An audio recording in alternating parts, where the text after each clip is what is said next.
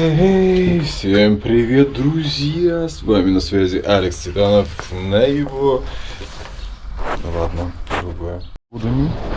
Вот такими вот водами. Едем группа энергетика. И прекрасные булочки с сосиской. Выбрался. Сегодня у нас суббота, друзья. Небольшой велотурчик сделаем. Даже что в последнее время велотур это вообще не подходящее название. Велотур это что-то более серьезное. Велопокатушка, ну, звучит вообще по-детски, по-дурацки. Даже не знаю, как обзывать лучше-то. Веловылазка, велопоездка, вело... Что вело? Напишите в комментариях, если вдруг кто посмотрит это видео. Планирую проехать сейчас 50 километров вообще по Бырику до обедика, потому что сегодня нету ветра, почти нету ветра. И о чудо, не воспользоваться такой шикарной погодой просто преступление и не прокатиться на велосипеде, потому что без ветра с солнечной погодой и не прокатиться на велосипеде это даже незаконно, мне кажется. За такое надо наказывать, друзья. Так, какой сегодня план? Да, и план на сегодня. Я выписал координаты 2 тайников. План найти хотя бы 1 тайник, потому что у меня опять закончился интернет на телефоне. И это будет без интернета сделать довольно-таки проблематично. Погода, потому что вообще сегодня не планировал ездить на велосипеде, на этих выходных не планировал ездить. Но, во-первых, завтра стоит дождь, ливень просто. Отсутствие всякого вообще солнца напрочь. И поэтому, если ехать на велосипеде, то надо сегодня. А так как мы еще и приглашены в обед на день рождения, то надо уже с утра прямо это быстро делать.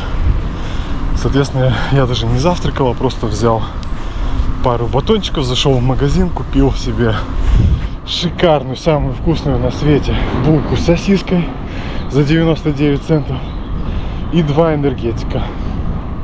Не пропагандирую питье, употребление энергетиков, это хуйня, гадость несусветнейшая. Но во время физической нагрузки, такой как... Да, в принципе, любой физической нагрузки, интенсивной более-менее, можно. Их, я считаю, можно. Я думаю, можно энергетики пить. По нормальным делам, в обычной жизни, просто строго-настрого нельзя их пить. Это гадость. Но если физическая нагрузка есть, то, в принципе, можно себя побаловать раз в неделю, раз в месяц. Да, купил 2 маленьких таких энергетика. Энергетических напитка и сосиску в тесте, друзья. Сейчас буду хомячить прямо по дороге, потому что не позавтракал, потому что опять все спонтанно, потому что не планировал ехать на велосипеде на эти выходные, хотел отдохнуть. Опять была неделя аж 5 шихт вечерних смен, и я просто уже в четверг начал рассыпаться. А получилось так, что вечерние смены начались, и я еще более-менее себя бодро чувствовал. И такой в понедельник или во вторник там с коллегой: давай отжиматься от пола, не от пола, а не от пола отжиматься, а не от пола. А повыше взяли и не отжимания, а и на трицепс, когда руки держатся определенным способом, так как я это упражнение не делал уже лет 5-6. И в последнее время, когда я его делал, у меня потом болел локоть еще пару лет. И я дебил, давай, кто больше, а кто еще чище, а кто еще ниже. И в результате уже в четверг последствия не заставили себя долго ждать. Уже в четверг я начал рассыпаться, то есть недостаток сна по 5 часов в день. И у меня плечо, цак, начало, я вот сейчас весь заклеенный просто. Плечо начало клинить, я не могу поднять руку, что за нафиг. Помассажировал вроде отошло на работе на вечерней смене. И потом спина. Вообще никогда не было проблем со спиной. Заклинило, не могу разогнуться, короче, нерв заклинило. И я в таком положении. В четверг уже доработал. И в пятницу вчера вышел, думаю, блин, пойти на больничный, какие лошадки опять. Пойти на больничный или что делать. Потому что еще чем-то траванулся непонятный вообще. То ли арбузом. У меня подозрение на арбузы. Они одна химия, мне кажется, здесь. И у меня, короче, спина болит. Локоть опять разболелся, болит. Плечо болит. Тошнит. Живот болит. Я вчера в таком состоянии пошел на работу. И такой пару часов отработал. Все, говорю, Раш. Ну там не было вчера работы особо. Я говорю, поехали домой, ну нафиг, я не могу больше. И такой еду и думаю, мечтаю, все выходные пролежу пластом. Буду отдыхать, спать вообще, да шевелиться не буду. Какой там? Ведь же солнце. Надо ехать. Надо ехать. Это потому что солнце это большая редкость. И отсутствие еще ветра. Это как вообще пропустить такой день? Голова побаливает с утра. Так-то скоро 50. Голова побаливает. Я такой пол таблеточки ибупрофена. Половиночку принял. Кофейком запил. Порядок. По дороге зашел в магазин, купил сосиску, энергетики. И поехал. Полтинник сейчас навернем по Берику. И пойдем с Ирусей на день рождения в обедик. Вот такой вот план. Свою старую нарамную повесил обратно. Я ее типа починил. Потому что, оказывается, я только сейчас рассмотрел, что в ней есть две змейки. И одна все еще работает. Ну, так как вот эта, короче, справа еще работает, а левая поломалась. Я ее пробовал плоскогубцами поджимать, нифига. И она не застегивает. Проблема в том, что можно в принципе пользоваться правой, но проблема в том, что когда правой, то вот здесь вот все расстегивается, так как наклон вниз, и здесь она уже меньше, то оттуда все будет вываливаться, если на ходу, и в принципе неудобно. Но закрывать все еще можно, поэтому я ее повесил. Обратно сумка удобная. Сходим. Вот тут дома, и заканчивается велосипедная дорожка, и типа надо ехать по трассе. Я всегда... Ну, стоит знак, велосипедная дорожка закончилась. Всегда ехал все равно там, вот по этой дорожке, она получается пешком. А сейчас стоит машина, и дверь открыли, и просто не проедешь. А сказать им ты ничего не можешь, потому что там нету велосипедной дорожки, только пешеходная. Приходится ехать вот по трассе. Чего делать я не люблю. Значит, за ночные я вообще не говорю. На прошлой работе вообще по ночам работал. Я тяжело очень переношу. И неделя вечерних смен для меня как неделя такая вот, типа, ну, не знаю, каторга. Вот надо сжать зубы, потому что я мало сплю. Не то чтобы я ныл, просто констатирую, как это все рассказываю, как это все происходит у меня. Ральф, например, он может спать там просто потом до обеда 8-10 часов. Я же сплю максимум 5,5 часов в сутки. 5. В 6-7 утра я ложусь ночью. В 1:30, в 2 спать ночи. И встаю в 6, в 7 максимум утра. Все. Я уже сна не в одном глазу. И она накапливается, эта усталость, недосып всю неделю. И потом я начинаю уже страдать. Очень тяжело я переношу. Сейчас, правда, это была последняя вечерняя неделя. В ближайшее время будет только одна первая смена. Слава богу, не знаю, до когда, до осени точно. За этим забором всегда бегала собака и гавкала, когда я начинаю спить. Нету. Непривычно, не приболела ли.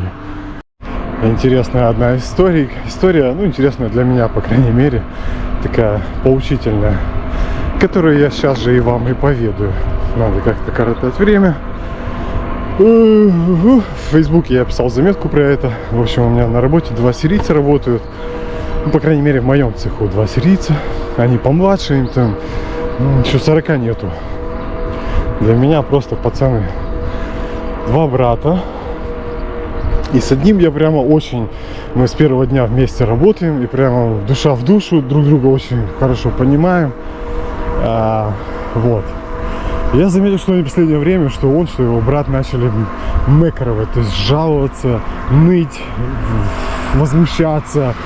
Вот это немецкая тема. Потому что Один из них, с которым я вот работаю, плотно общаюсь, как бы, который мой первый вот кореш на работе, начал плотнее общаться с Ральфом. Ральф теперь у нас такая сложилась команда. Мы работаем вчетвером как бы вместе.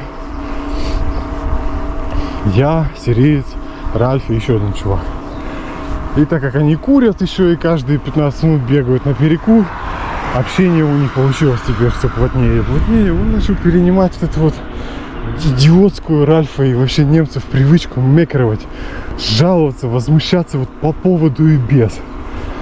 И как-то подходит его брат, и такой же надо как-то время коротать за работой.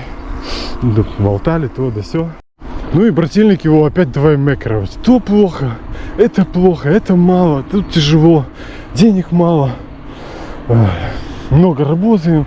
Блин, я вот на айсберг всех отправить, вот на предыдущую работу, где я работал, просто денек поработать, чтобы они поняли вообще, как может выглядеть работа тяжелая. Ну, короче, я уже понял, что это неизбежный процесс ихнего ассимилирования. Им-то кажется, что они так более за немцев выдают себя за немцев, более на немцев похожи. И они вот тоже переняли эту привычку жаловаться. Ну окей. И короче, он там. Вот есть. Почему я начал возмущаться, должен платить этот сбор за ГЭЦ, это сбор за радио, телевидение, который в Германии вот просто вот как данность. Пофигу, есть у тебя телевизор, радио, слушаешь, ты смотришь это или нет, плати 52 евро в квартал, 200 евро с копейками в год. Плати, хочешь, не хочешь, а плати все. Не будешь платить, вот конкретно тебя завалят штрафами, и потом в конце концов ты заплатишь, и еще и в 100 раз больше заплатишь опять лошадки. Поэтому с ними лучше не шутить, а платить. Есть некоторые смельчаки, энтузиасты, там судятся с ними, но, как я понял, никто не выигрывает, потому что радио, какой-то фанк, прием сигнала, это типа за который этот взнос есть, он есть везде. Если у тебя есть телефон мобильный, если у тебя есть машина с радио, если у тебя есть дома что угодно. Короче, в наше время не может быть, чтобы у тебя как минимум хотя бы телефона не было. Поэтому не отмажешься. Плати. И вот, как это так? Почему я должен? Я говорю, слушай, ну что для тебя 200 евро такая большая сумма? Да, конечно, может для тебя нет. Я говорю, ну я зарабатываю столько же, сколько и ты. Ну не знаю, для меня это много. Я говорю, ну окей, а есть ли смысл вообще вот мекеровать? Ты вот изменить это можешь, вот не платить 200 евро в год? Нет, вот это меня и бесит. Я говорю, ну если ты не можешь изменить, так есть ли смысл мекеровать, жаловаться на это? Конечно, надо высказывать свое несогласие. Я говорю, блин, а что от этого изменится? Что ты мне вот тут, мне, другим будешь его высказывать? Абсолютно ничего. Если бы там, я понимаю, я бы понял, если бы ты собирал петиции, подписывал какие-то петиции, собирал подписи, входил на митинги, что-то делал, типа, то да, это была бы какая-то борьба, какие-то действия, а так ты просто жалуешься. Нет, я не жалуюсь. Я говорю, не лучше ли сосредоточить свои усилия, внимание и фокус на зарабатывании больше денег?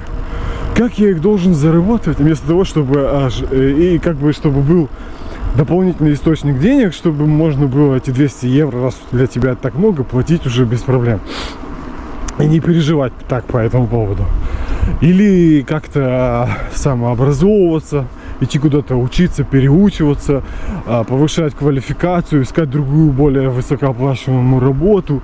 Не лучше ли в этом направлении сфокусировать свое внимание? Вот, я пробовал дополнительно что-то найти, заработок. Я в субботу вышел один раз, в субботу поработал, нашел какую-то работу. И у меня потом была депрессия.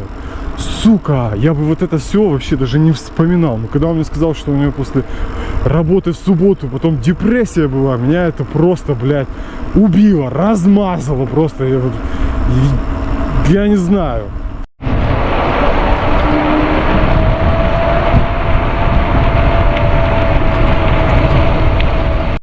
Проблема вся в том, этих всех сирийцев, что они приплыли на своих резиновых лодках и сразу устроились на Нордекс работать. Сразу на хорошую работу.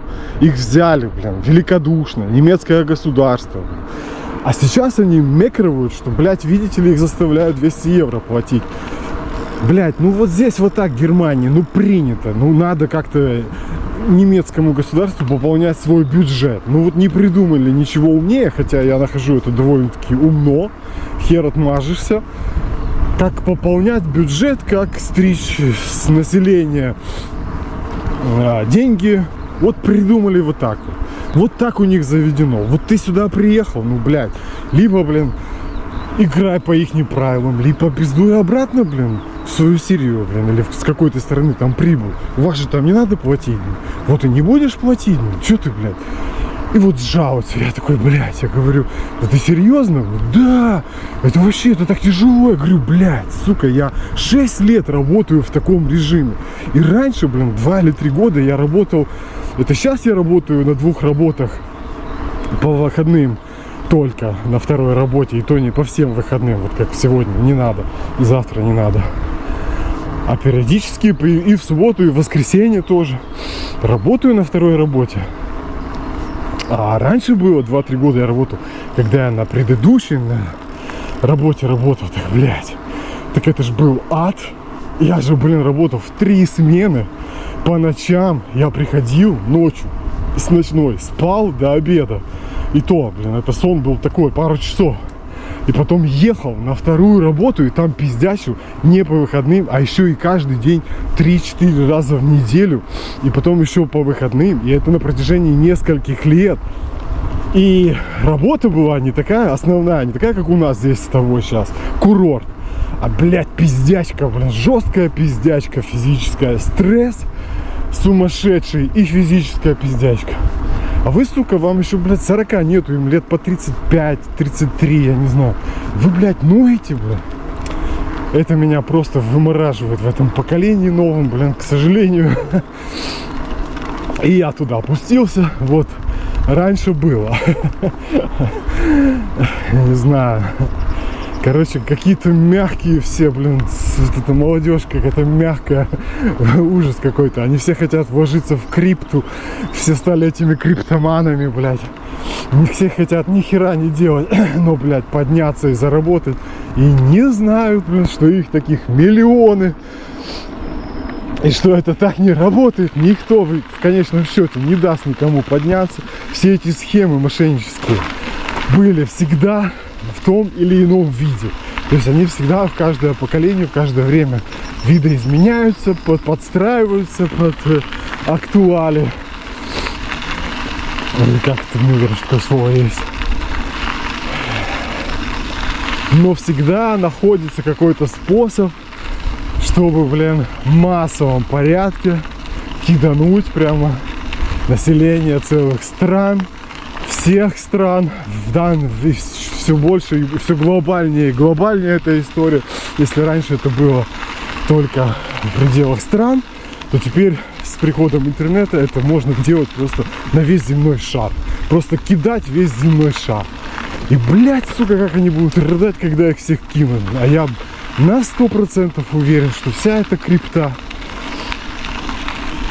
вся эта хуйня, это, бля, развод чистой воды вообще. Чистейший. И вот они вот, молодежь, все вот криптоманы, они читают книги, они смотрят эти касты, подкасты, вебинары, все дела, как правильно и куда вкладывать деньги. И они хотят просто работать и вкладывать деньги в крипту. Разумеется, ни хера больше на жизнь не остается толком денег. И они мечтают вот как бы ничего не делать и подняться. Ну, всегда так было и будет, но, к сожалению, это, конечно, очень траурик. Лично для меня. Сисочку. Я имею в виду траурик. Как это по-русски-то? Грустно. Лично мне все это наблюдать. Потому что вместо того, чтобы сфокусировать внимание на развитии своем, поиске, путешествиях, то есть деньги надо вкладывать лучше в путешествие и свое развитие, чем в какую-то, блядь, конченую криптовалюту. Не, они, блин, нахера, блин, я вложу в криптовалюту, буду ни хера не делать, ходить на работу. Тут буду приходить дома играть в игрушки, смотреть шорты, попивать пивасик. Но я же при деле, я же, блин, бизнесмен фактически. Я этот самый инвестор, у меня все деньги в работе. Блять, это иллюзия, самообман, время уходит. И вместо того, чтобы как-то это все, эти деньги работали действительно на тебя, в конечном счете они будут использовать эти деньги для развязания очередных войн. Потому что, разумеется, всех кинут, и все эти деньги, миллиарды миллиардов, будут использованы как обычно. Так, моя сосисочка. Камера собака перегревается в чехле.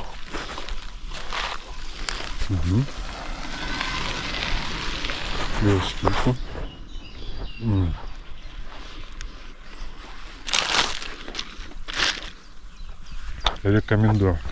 99 центов нетто.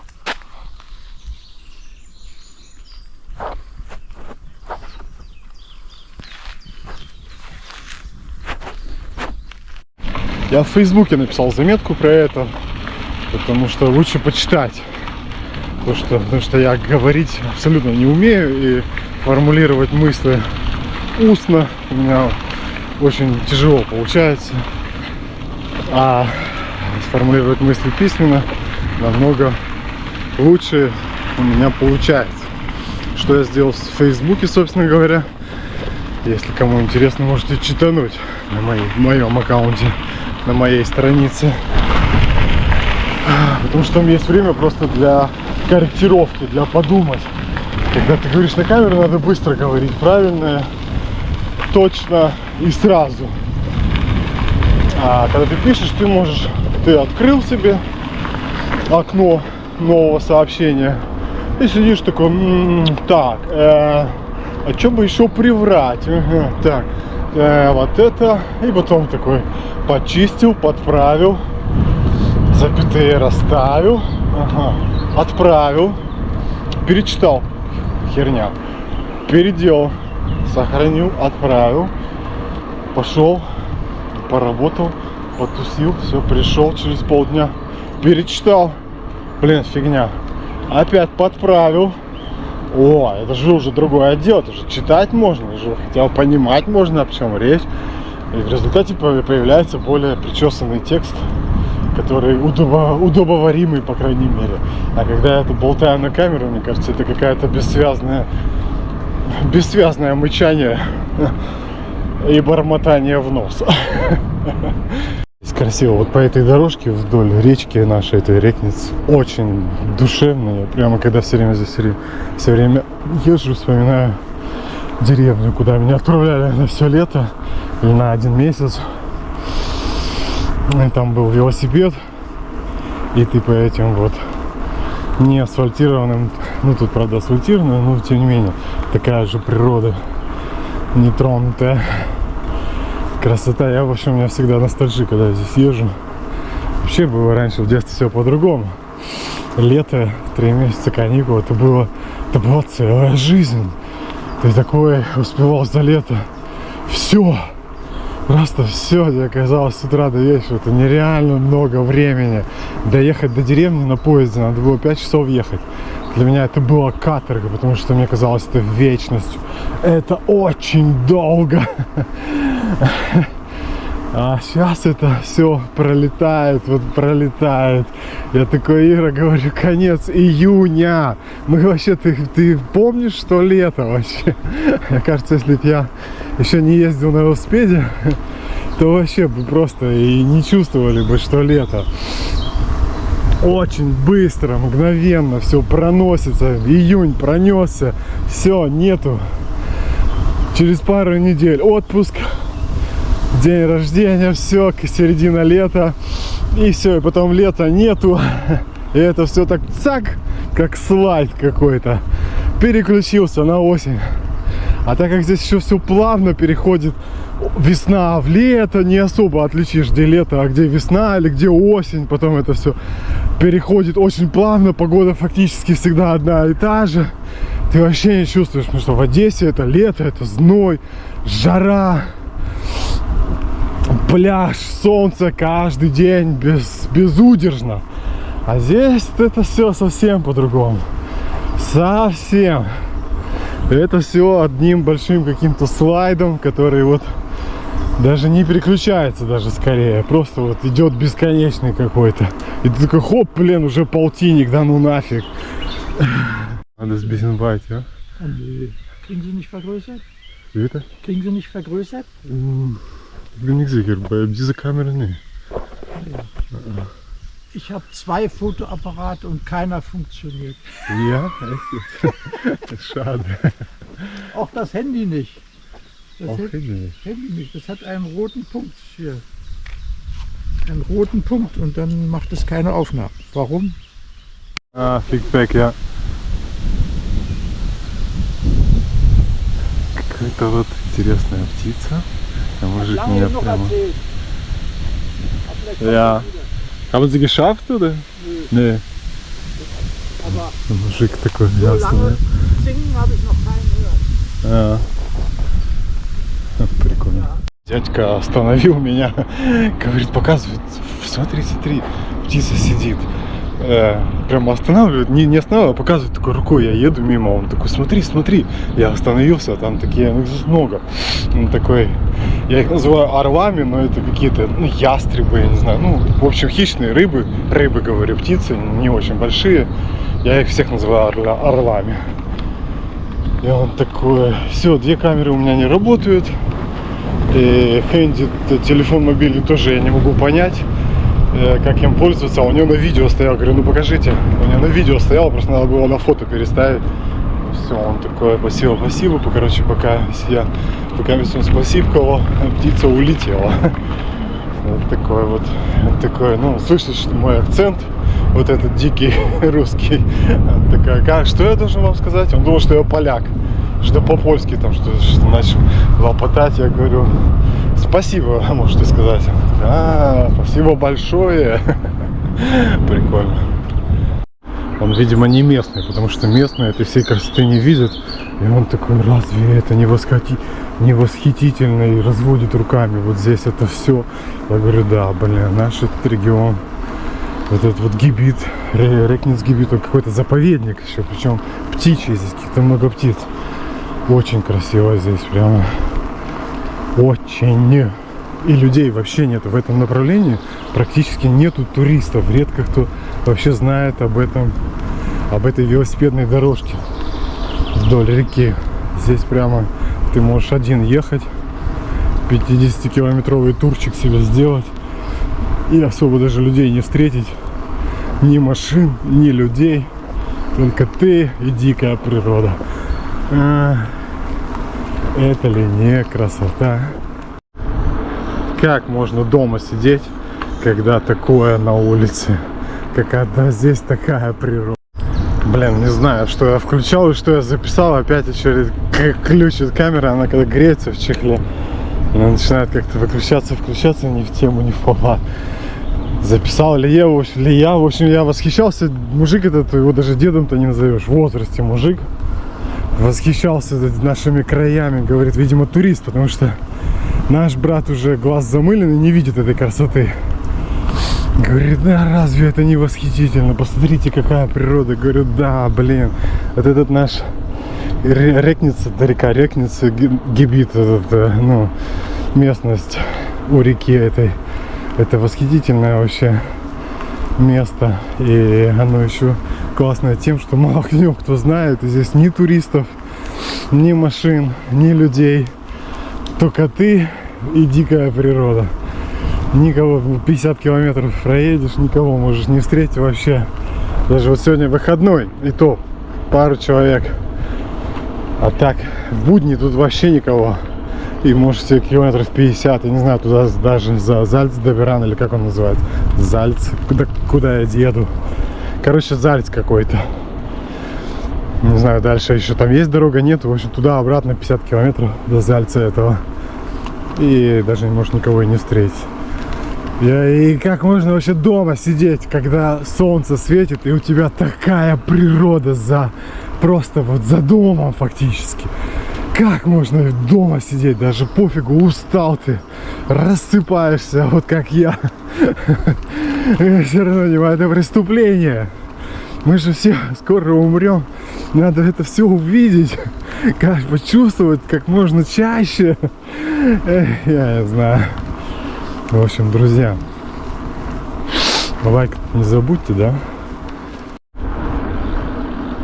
А рассыпаюсь я, точнее в этот раз решил рассыпаться по глупости, потому что соревнуюсь с молодыми. И начинаю вот это вот отжимание, подтягивание с молодыми соревноваться. Чего делать уже в моем возрасте категорически нельзя. И я знаю это и все равно делаю.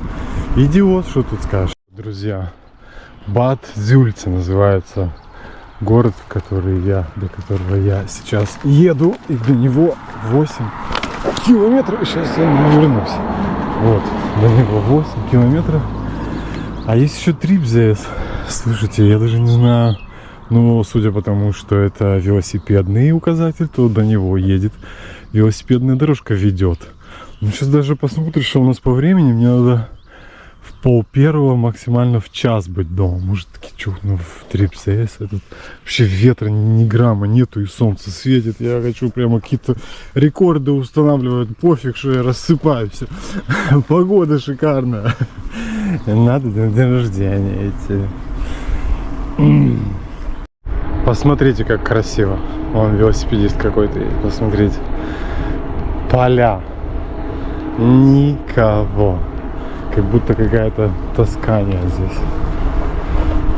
Красота. По поводу ветра нету, это я загнул, конечно. Это просто возле города его не было. А в полях он опять появился. Ну, это что, разве ветер-то для наших-то мест? Это просто пили-пали. Еще пару слов о виниловых пластинках. Выставил я свои видео с прошлой поездки на блошиный рынок за виниловой пластинкой. Я там купил пластинку Рамштайн. Кто не видел, посмотрите предыдущие два видео. Ну и для раскрутки, для продвижения я кидаю ссылку на видео по тематическим группам. То есть велосипед и виниловые пластинки, коллекционирование виниловых пластинок. На велосипедных ресурсах на это вообще никто никак не реагирует. Ну, там нечего даже. Ну, как бы, кто в теме, кто на велосипеде, ну что смотреть. Ну, едет и едет на велосипеде. И я езжу на велосипеде, что там нового. А те, кто винилом увлекается, тем это тоже непонятно. Они такие, а в чем прикол? А видео ни о чем. А это полное говно, этот бестселлер. Я даже не реагирую, потому что прекрасно понимаю, что для них это полное говно, как может быть вообще для всех, кроме меня. Вот, ну просто, ну, лучше бы снял, что на блошином рынке продают. Блять, нахер оно мне надо. Оно мне вот 300 лет вот не надо вот это говно все снимать. Вообще смотреть в его даже сторону. Я еще буду его снимать. Я не барахольщик, мне это нахер не надо. Просто, что вы хотите увидеть? Там, ну, что ты снимешь? Ты едешь на велосипеде, какой-то болтаешь, какой-то бред. Все, что тебе в голову придет там. И потом приезжаешь на блошиный рынок, покупаешь пластинку, радуешь, прыгаешь, визжишь от счастья, от покупки этой пластинки. Все. Что еще там снимешь ты, чтобы тебе было интересно, дорогой ты мой. Так что я вот думаю, блин, да, конечно, что-то добавить интересного, сука, какого-то экшена, блять, что? Снимать это говно на блошином рынке не буду, неинтересно. Прикол этого видео в том, что я проехал 100 километров на велосипеде, чтобы купить пластинку. Все. Ни больше, ни меньше. То есть я ее не заказал, прямо сидя в уютном кресле дома в интернете. Не пошел в магазин за углом и купил за чашечкой кофе пластинку. Я сел на велосипеду и проехал на этом велосипеде 100 километров, сука. Вот в чем весь прикол. Если у вас созрел следующий вопрос, а зачем? То, блядь, я не смогу вам объяснить, зачем, блин. Потому что мне нравятся велосипеды и мне нравятся пластинки. Все, я объединил это в одно. Если у вас что-то выпало из этой цепочки, вам не интересны пластинки или не интересны велосипеды, то я не смогу вам объяснить, и вы не сможете понять, зачем и для чего это было снято. И зачем вообще это делаю. Так что селяви. Друзья, если у вас выпадают из этой цепочки оба пункта, вам не интересны ни виниловые пластинки, ни велосипеды, то, соответственно, мои видео вам вообще нахер не впали. Скажу больше вообще, что кроме, как по мне, что кроме Сметкина, с его каналом Синдром Сметкина, сейчас это странные путешествия, по-моему, что там, как он там называется, надо переключиться. И Верина, Руслана Верина, больше интересных велосипедистов я не знаю. Все остальное это все любительщина типа моей, которую можно смотреть, ну так, чисто по-дружески, знаешь. Типа, чувак, сделай одолжение, открой мое видео, не надо лайкать. Кстати, сейчас обращение ко всем. На самом деле, что лайки и комментарии под видео не так важны, сколько тот момент, чтобы видео было просмотрено до конца. Поэтому я постараюсь сейчас их делать покороче, насколько это у меня получится. Потому что все мои видео по часу, по два, сука, без суки. И YouTube только смотрит, было ли, сколько раз было ли досмотрено видео до конца, из чего он, сколько вообще времени посмотрели люди, из чего он делает выводы, насколько интересен мой контент. Если кто-то открывает видео, смотрит 5 секунд и выключает, то, соответственно, YouTube перестает продвигать твои видео, твой канал, и засовывает его глубоко в жопу. А так как это, ну, чистая любительщина, это я не зарабатываю этим деньги и даже не планирую, это просто хобби. Поэтому, разумеется, я не вкладываюсь так, как в это, как Сметкин или Верин. Это просто хобби, любительщина, как и у всех сотен тысяч других таких блогеров, велоблогеров. Поэтому важный момент, не поэтому, а просто важный момент, чтобы видео было просмотрено до конца, важнее, чем лайки или комментарии. Поэтому, посему из этого, очень вас прошу открывать мои видео, открыть это видео просто в фоновом режиме даже, не обязательно его смотреть, просто откройте, выключите звук в фоновом режиме, чтобы оно проиграло до конца. Вот это вы мне сделаете большущую услугу. Можете даже отписать в комментариях, что просмотрено до конца, даже не просмотрел, а типа было проиграно до конца, я вам буду по гроб жизни благодарен. Вот это действительно сейчас важно в продвижении. Ну, короче, что я хотел сказать-то? Что первое, открывайте мои видео в фоновом режиме беззвучном, пускай оно проигрывается до конца. И второе, вряд ли они станут когда-то лучше, мои видео. И третье, что если вам не интересны ни винил, ни велосипеды, то, мне кажется, вам даже в фоновом режиме не получится его проиграть до конца. Поэтому не насилуйте себя, друзья. Не насилуйте. Как-то я быстро доехал в Бад Зюльце. Уже сейчас буду смотреть там на время и решать, ехать дальше или нет. Ехал в Бад Зюльце. Здесь прямо такой парк шикарный. Здесь где-то должен быть первый тайник. И да, здесь какая-то клиника, что ли, что это, или просто их не парк, не знаю. Красота неимоверная, все подстрижено. Ой, не могу нарадоваться. Все, я что, собственно говоря, остановился. Остановился вбить координаты первого тайника.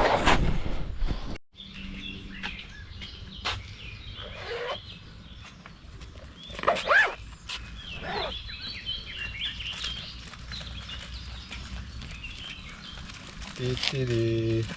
Очки. Я надеюсь, я их не потерял, а вообще не знаю, может быть. Чего тут только нет в этих сумках. Все надо. Камры. Сгиньте. Так. Проехал я, друзья, 23 километра. А, я что снимаю вообще? Ничего не снимаю. Говорю, проехал я 23 километра. Сейчас беру координаты первого тайничка, так называемого, который я себе же послал в WhatsApp координаты. Копирую в WhatsApp, перехожу в Google Map и вбиваю заново эти координаты, друзья. Сейчас посмотрим, выдаст ли, покажет вообще, потому что у меня нету интернета. То есть он есть, но очень-очень слабый, очень медленный. Просто не просто медленный, а очень медленный. Ну и заодно наверну этого энергетика. Вот прикол в том, что вот, когда ты их редко пьешь, то оно тебе сродни какого-то, не знаю, интересно выпить. Вот, сродни праздника, сродни чего-то необычного. Если бы я их каждый день хлебал, то понятно, в чем прикол энергетика-то выпил.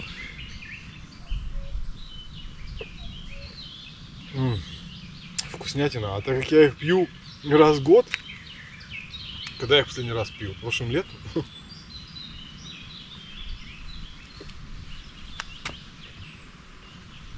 То это сродни какого-то приключения.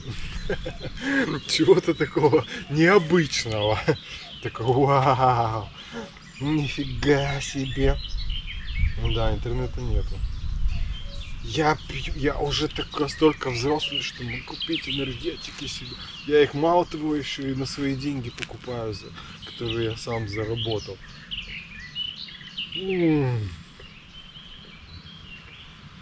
Вот это я крутела.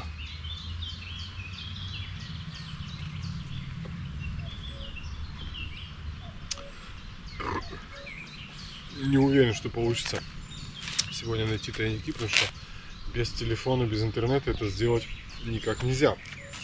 Никак не представляется возможным. То есть это все ищется по координатам, а ни черта не показывает. Фердам ты шайся. Подождем, может сейчас заработает. Поехать дальше, потому что интернет не раздупляется. Соответственно, сегодняшняя покатушка сейчас пойдет под откос. И километров не получится проехать нормально, и тайника никого не найду. То есть фактически контента 0 будет, когда хотя бы километров, наверное. Ну и плюс, может быть, пока я буду ехать дальше, интернет схватит и откроет координаты, и на обратном пути тогда поищу этот тайник. Чего вряд ли, потому что он просто вообще исчез, вообще пустой экран. Жалко. Здесь раньше соль добывали в этом городишке. Это вот прям такой музей под открытым небом, посвященный этому. Так, где велосипедная дорожка дальше здесь? Этого хотел я трип ЗС. 9,5 километров до него. Погнали. Энергетик выходит с меня. Всего получится, короче, 60-65 километров. Спросите, а где велосипедная дорожка-то? Нигде получается. Окей. Такой вот живописный мост. Через Рейкнес. Вот она еще узкая совсем. Ха, это Рейкнес или что это? Потому что там у нас уже довольно-таки широкая дальше. Ближе к моему городу. Частей состоят. Прикольно. Это как вообще? Это все одна и та же река? Или как? Жалко, конечно, что будет сегодня без тайника. 16 гигабайт у меня фертрак, мобильный интернет на 16 гигабайт. И мне не хватает буквально еще 4. То есть я в последних числах месяца у меня всегда заканчивается Фердам ты шайса.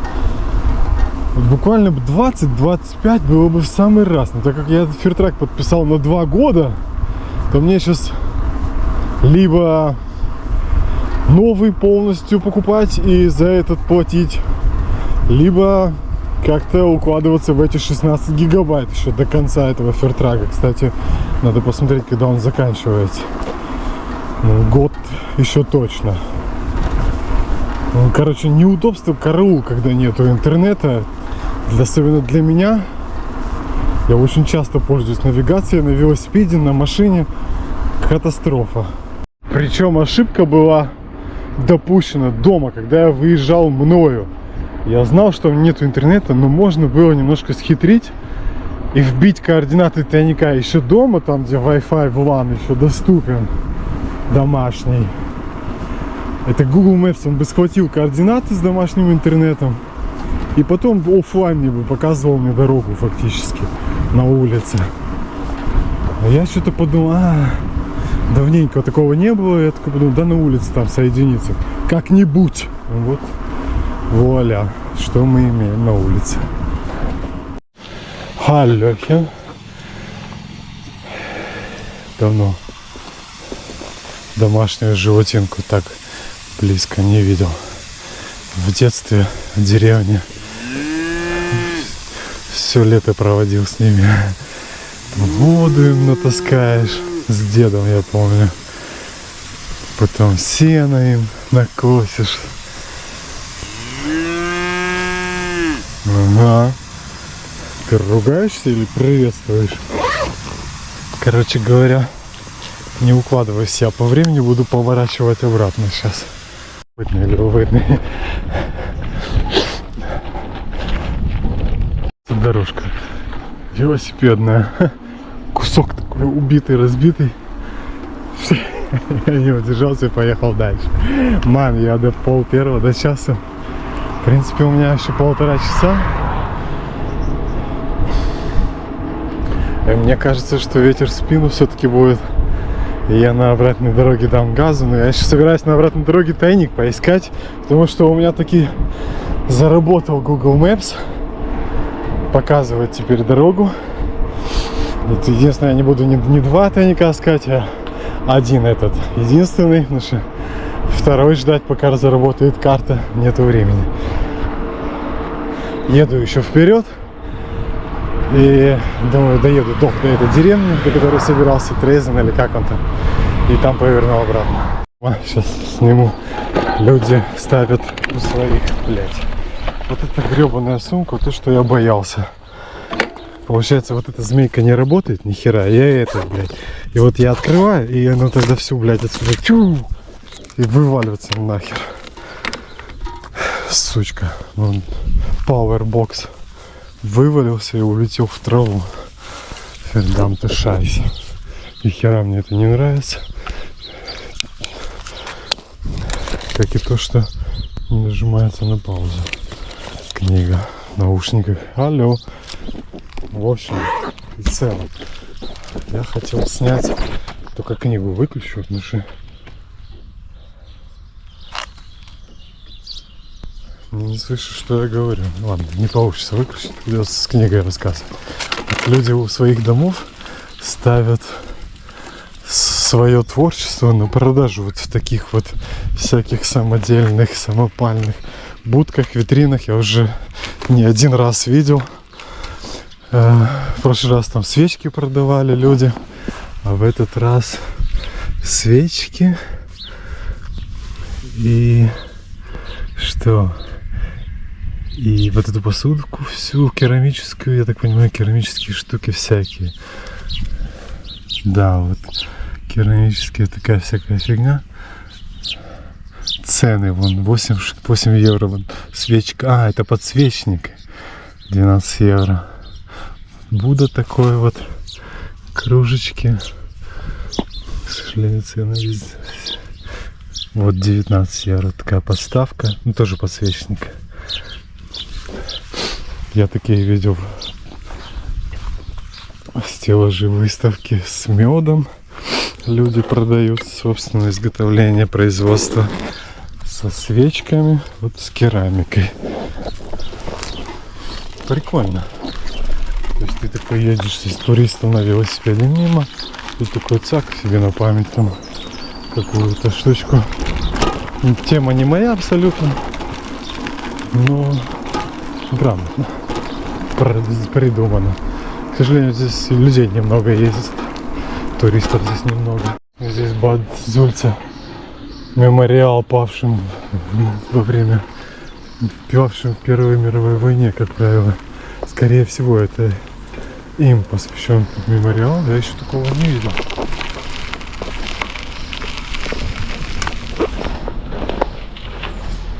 Von Krieg und Gewalt Herr.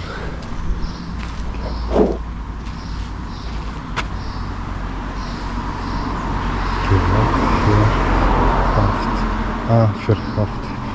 Gewalt Herhaft. Ну, короче, от войны погибшие и от те были, кто схвачены, насильственно схвачены. Gewalt Herhaft. Это типа насильственно убиены, одним словом, друзья. Ага, тут прямо 15-й год, 14-й год. Это 1914 год, 15-й год, 16-й год. 1912 года. А, вот Первая Великая Отечественная. Первая, да, Великая Отечественная. Первая Отечественная, блин, не Отечественная, мировая война, Weltkrieg. Первая. Это для нас она Отечественная, Великая. Короче, 4 года с 14 по 18. Вот такой прямо монумент. Серьезный. Я такого еще не видел. Ничего себе. И надо понимать, что это просто маленький городишко. Но очень городишко такой классный. Вообще людей на улице нету. Еду себе по центральной улице, по дороге. Фигачу. Вон еще каска наверху тех времен, типа. Вот такой вот монумент, друзья. Я офигеть как опаздываю, но все еще еду за тайником. Не знаю, сколько все время не вижу без очков. 11:57. Шанс. До тайника осталась 1 минута. Я уже знаю, где он. Где-то здесь. Тут какой-то еще один памятник этому городу. Вот здесь. Эк. Спешиваемся. У меня 1 час ровно. Проехать 25 километров. Еще и найти тайник. Это непросто. Давайте быстро почитаем условия тайника. Они гласят у нас следующее. Значит, тут написано, что Бад Зюльце, это 1927 Зюльце просто, в 19 веке также Зюльц, ну так назывался провинциальный город Мекленбург-Форпоммерн, передняя Папирмания Рюген, земли Мекленбург, передняя Папирмания, Германия. Город является признанным курортом. С 1927 года является основным центром для своих окрестностей. Вон там уже сирена заработала, друзья. Нормально. Я что-то пропустил. Это какая-то... Не знаю. Эти бочки с солью идеально подходили для тайника. Дополнительная подсказка: петля соль. Так, ну что, вот бочки с солью. Просто в этом регионе добывали соль. И здесь как бы все про соль. И где-то тайник в этих бочках с солью. И какая-то петля с солью.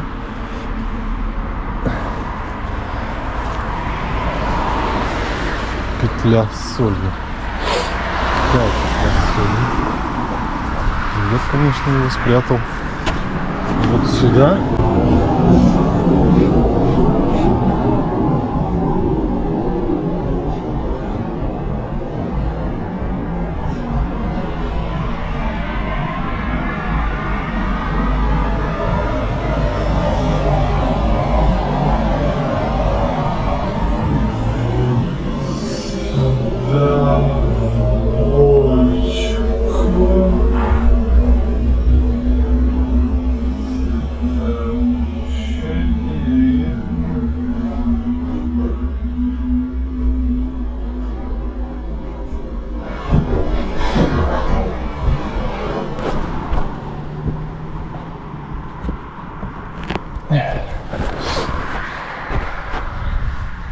Какая петля с солью?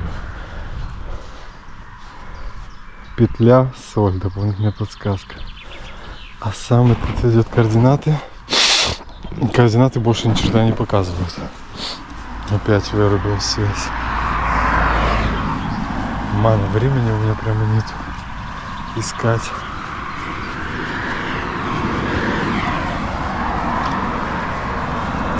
Еще вот есть такая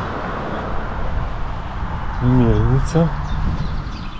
Но надо понимать, что здесь можно спрятать где угодно. Ман. Времени нету.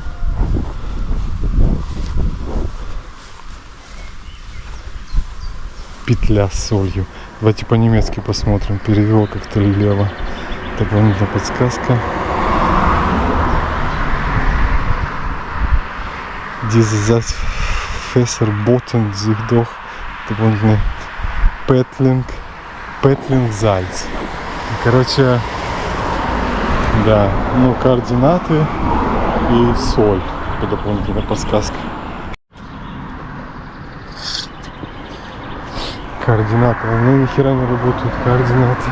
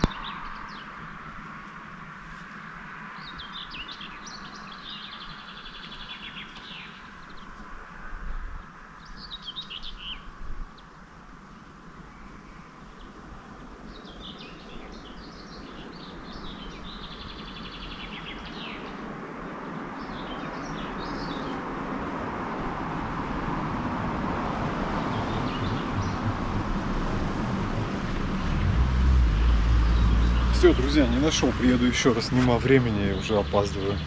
К сожалению, не нашел тайник. Жаль. Все, ставьте лайк. Комментарий. Еду домой. Не нашел я тайник. Приеду, может быть, завтра. Завтра, правда, обещают дождь и ураган. Посмотрим. Но, по крайней мере, не будет этого цайдрю. Вот такой непонятный знак.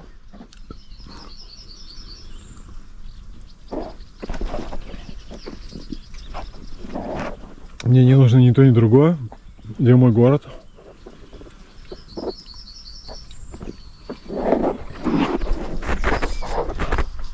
Но я подозреваю, мне налево.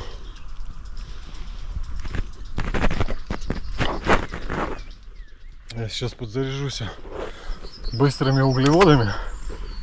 Блин, вкусная штука. Поеду вон там вдалеке. Это только Марвел.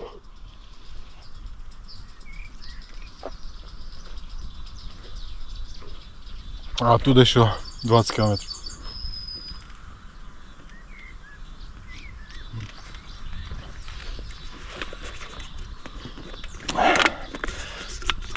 Погнали.